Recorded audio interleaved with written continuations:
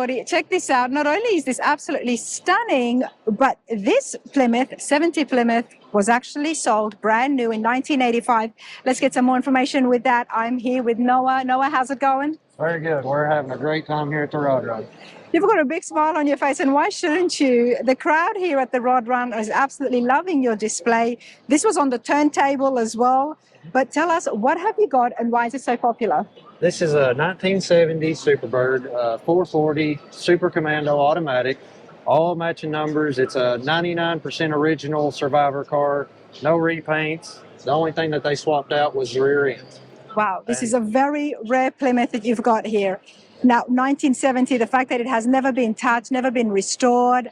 How did you get your hands on this? We was looking for about a year or so, and we got in touch with Galen Govier, and he said we was looking for this car, and he said that he had just the right one. He got back with us in the next few days, and here we are. Here you are. Now, you told me that this was sold brand new in 1985. How did that happen? I guess the dealership just kept it. At first, you couldn't pay to give them away, and they ended up just keeping it and hanging on to it. I'm sure they drove it some. And then to my knowledge, like I say, from hearsay, the dealership went bankrupt and they weren't able to keep it. They knew what they had? I believe they did. They knew what they had, and they were hoping to hold on to it for as long as they could, but good for us, because if that didn't happen, it would not be here. Yes, ma'am. So talk to me, 1970, what was happening about like some of the specs of the Plymouth? It's the 440 Super Commando. It's not the six-pack, unfortunately, but still, it's the Super Commando. What is the Super Commando? I don't think I've come across that before. All it is a smaller carburation system. To my knowledge, I haven't done the full. I know the six-packs push more air, fuel, all that. The Super Commando was more just for your, modern cars, I guess you say.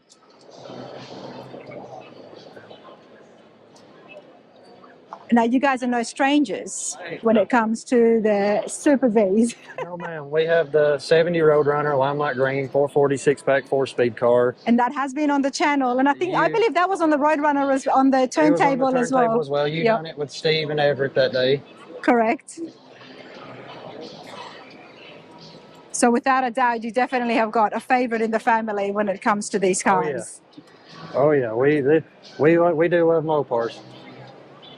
I mean, how could you not? Can I get on the turntable? Yes, ma'am. Go ahead. Sorry, there was already footprints. That's why I stepped in. Check this out. All original seats, all original carpet, upholstery, everything. It's all original. It hasn't been touched.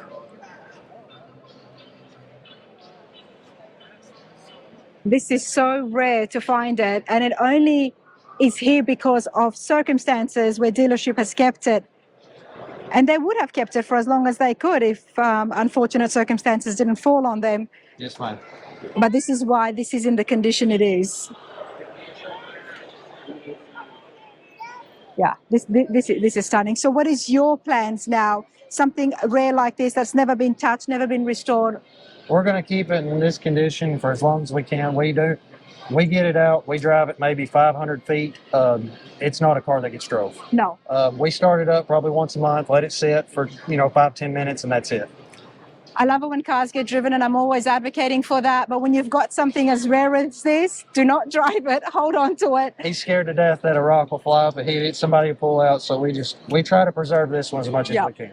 You have to. This is something that needs to be preserved so we can look at the history, look at exactly what was happening in 1970 with Plymouth. But Noah, I do appreciate your time. Yes, ma'am. Thank you so much.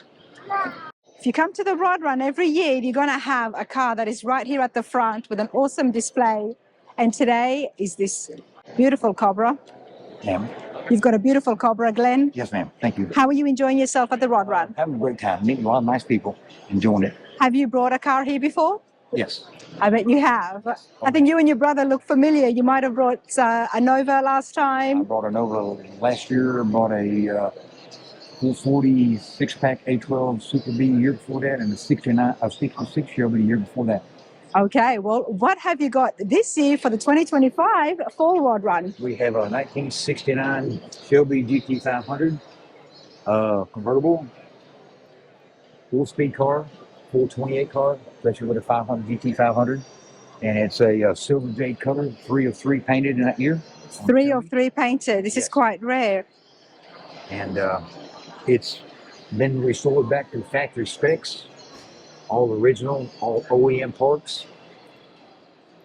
GT500, how did you come across this car? The gentleman actually restored this for us, was in the process of doing it for the second owner, had some issues with the second owner wanting to acquire the necessary parts to fix the car. Yeah. He deemed it too expensive, didn't want to deal with it. We made him an offer, he took it. So Okay. we took the car, started to get it from a punch list of what we needed, and we been in restoration 4.5 years. 4.5 years. And obviously you were looking for absolute original parts. OEM parts with the Yeah. in the box. And from what we understand from the restore guy, pretty good man, he knows Shelby's in and out. He said, we're not going to put no reproduction part. It would devalue the car in no sense. Correct. They don't fit. So we made numerous trips to Indiana to a gentleman who has warehouses full of new old stock full parts. Warehouses full of OEM parts. Yes, ma'am. I think we all want to know who that gentleman is. Ed Myers, he knows what he's got, but Okay. he's done it all his life, and he's good at it. But he's the guru on the 69 and 70. He wrote a lot of the judging sheets, and he's actually going to concourse judge his car at French Lick in October. So that will tell the tale where his parts is good or not. Exactly. He knows what he's doing, and you know if the parts are going to be right and original. Completely redone from end to end, top to bottom. Wow. And with everything that we can possibly put date coded for this car. New old stock cars. Who did the build? Your brother Rob mentioned that it was done in Nashville, or Murfreesboro, which is south of Nashville. okay. It is. He's been doing this for a number of years, and Who is he? Mark Stacy, Mark Stacy. Okay. and he does it for a living, and this is his passion.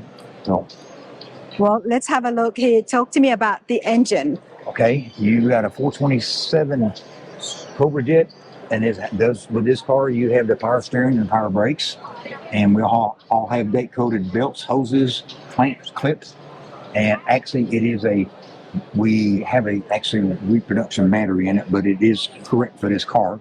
That's okay. We'll let you go with that one. Yeah, that Now, power steering was a huge thing in '69, wasn't it? it was, and Shelby kind of deemed that this is a little bit heavier car. From the nose out, this Yeah. is all A.O. Smith blade fiberglass, not Ford. This car was done partly in Dearborn, shipped over to another plant in Lenore, Michigan, A.O. Smith, and they assembled all the fiberglass. Then it went back to Ford and to be painted and assembled and shipped out of Shelby. So half of it is steel, and then half of it is fiberglass, Yes, ma'am. and that's how it came as well. Yes, ma'am. Okay, I didn't know that. Right. And these are the original Shelby spoke wheels. These wheels have a unique rolled lip on them, and they actually was manufactured in Japan, and they call them a modular wheel because they have an aluminum center and a steel ring, and they were riveted together originally.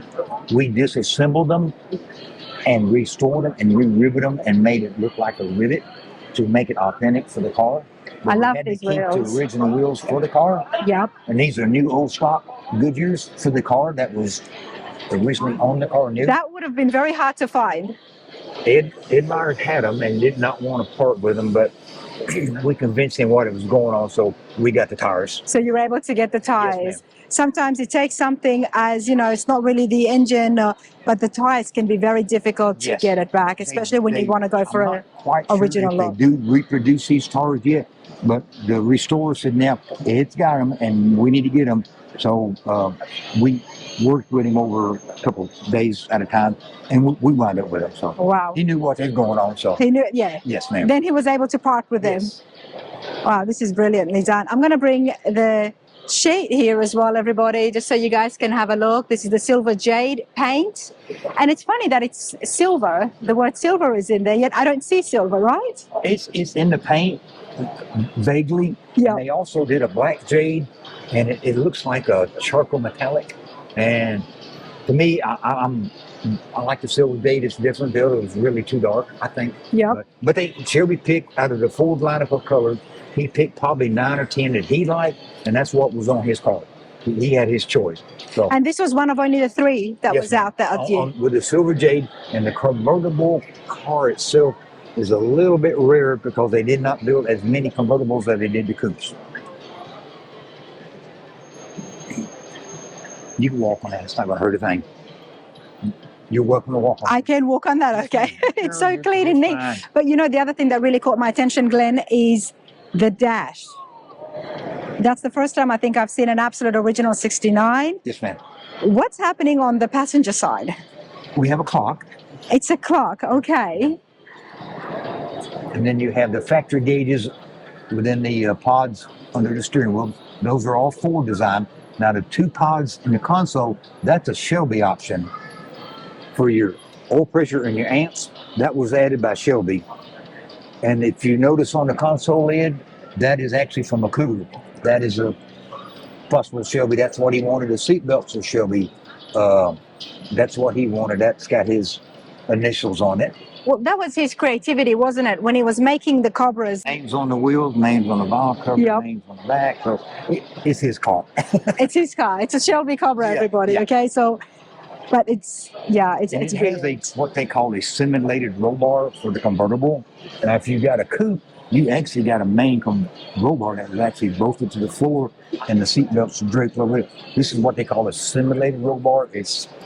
I'm not sure if it really Does it move? Like, let me have a look it's here. stationary. It's actually bolted down under the panel, and it's actually more for looks when you take the top down, but it does look like a roll bar. You can actually see it this way. Oh, yeah. There you go. Oh, yeah. It's so hard to find something this rare. We have seen so many Shelby Cobras. We've seen them be the kit cars. We've seen them to be ones that mimic and tribute ones. But this is all original. This is all original. Yes, ma'am. This is all original. Obviously, big fan of Shelby Cobra. Big attachment there, or no? Kind of. You. Or did your brother persuade you into this? We run across it, and I thought, well, we might as well just go ahead and bite the bullet and get it, because we was at the right place at the right time. Yep.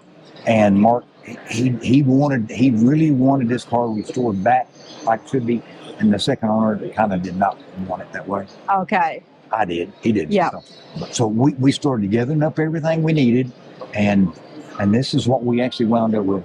This is beautiful. I personally think it come out kind of good, and I think came out really good. yeah. Well, That's you being modest. I'll be honest. And this is probably the first early edition of the collapsible spare, they call it. It's supposed to be a one use only maybe, and they actually give you a can of inflator, they call it. And if you should have a flat, you have to use the correct lugs for the wheel, which these won't work. That's on these wheels.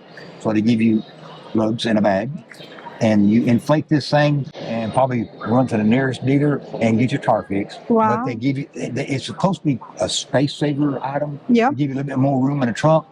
And this was like the early edition because the bracket was not in production to hold the canister. So Ford needed to shove it under the car, and that's exactly where it's at. Oh, wow. And it's correct for the car. And a lot of this stuff was date coded for the car. And we made sure everything that is here is actually for the car. And these lights here are the sequential tail lights, like 1, 2, 3.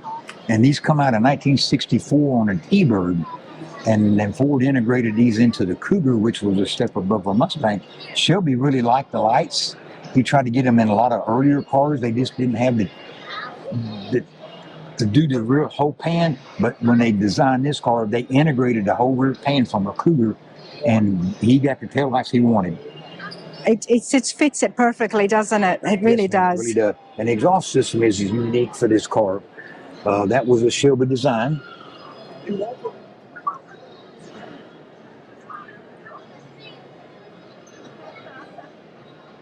I'm trying to see where the mufflers are. They might be more up at the front, or? The muffler runs across here, through there. Oh, wow, It comes okay. out and is fed into a large aluminum platinum under here, and the platinum feeds into the exhaust here. And they actually had to install the valet panel at the factory and then easily cut out this section, and that way they can mount this here to the aluminum platinum under here where the exhaust comes together as a whole. So that's the roll pan there. Yes, ma'am. and everything has all the correct factory markings for the car. Wow. Yeah, this is pretty cool. This is I love coming across cars that have been absolutely original because it gives us an idea of what it was like. Yes, ma'am. We see so many custom cars, and they're all beautiful. We see so many resto mods, Yes, but ma'am. when you see one, now you know this is exactly what happened in '69.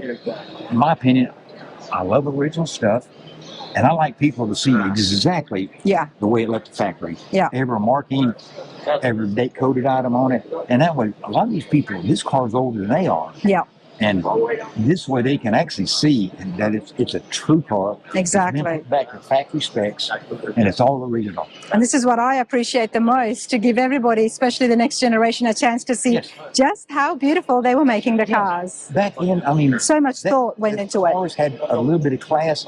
Everybody had classy cars, and you could build them any way. You'd walk into a dealer, get any color, any seat combination, any option Yeah. you really wanted, and finance that car, drive home the same day. Custom cars are, to me, it's an individual taste. It's kind of like a one-off, Correct. and these were built for the masses, and Yeah. those cars are for individual. That's I mean, why that's it's so fine, popular even today. But these probably made America. This is what made America, everyone. Glenn, beautiful. I appreciate your time. Yes, ma'am. Thank you so Thank much. you so much. Oh, you have to be in here as well. Absolutely love walking around because you never know what you're going to find. Check out these two beautiful ladies. Absolutely love what you're wearing, girls. Introduce yourselves. Hi, we are the Warman Trio, part of the band here at Rod Run today. I'm Jessica, and I'm Presley Jewell, and yes, we're the Warman Trio. We're a 1950s family band and show based in this area, and we do the high-energy 1950s music throughout all of the Southeast here. It is such a pleasure meeting Raina right here. She's absolutely beautiful. The pleasure is mine, ladies. You look absolutely stunning. Thank you. Do you dress like this just for the band or for the show? This is how we dress every day. I started dressing this way when I was about 16 years old, and I'm 24 now. And so this has just been my everyday for the past 8 years now, and I love it. And I love the 1960s. I've been dressing 1960s for about 2 years now, and I've really filled out my wardrobe now. Yes. They don't make the clothes like this these days. You know what I mean? It is so flattering. I mean, you guys are beautiful as it is, but then you put beautiful clothes on. Now tell me, what do you love the most about the 50s besides the fashion and the 60s? Besides the fashion, I love the traditional values and how family was so much more of an embodiment in the culture. Yeah. And what about you? I love how in the 60s, I love the mid-60s. So everything was looking towards space, everything was looking up, and everyone was not so much the hippie part of it, but everyone was just having fun and growing together. The hippie part was pretty fun too. I would like to go to Woodstock. Ladies, this is awesome. You guys look beautiful. Thank you. And what was the name of the band again? We're the Warman Trio, WARMAN. Look it up, everybody, and find out where these ladies will be next. Thanks, you guys. Thank you.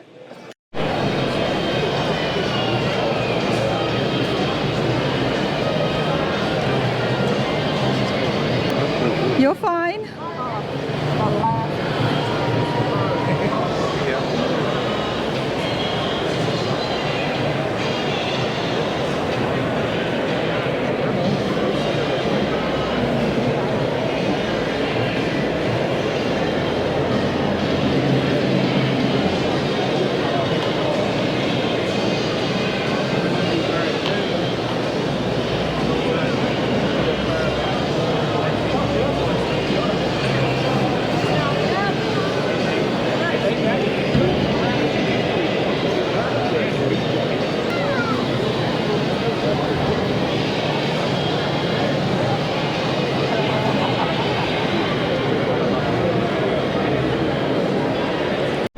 You know, I walked up to this lovely couple here and I said, how could I not be drawn to this?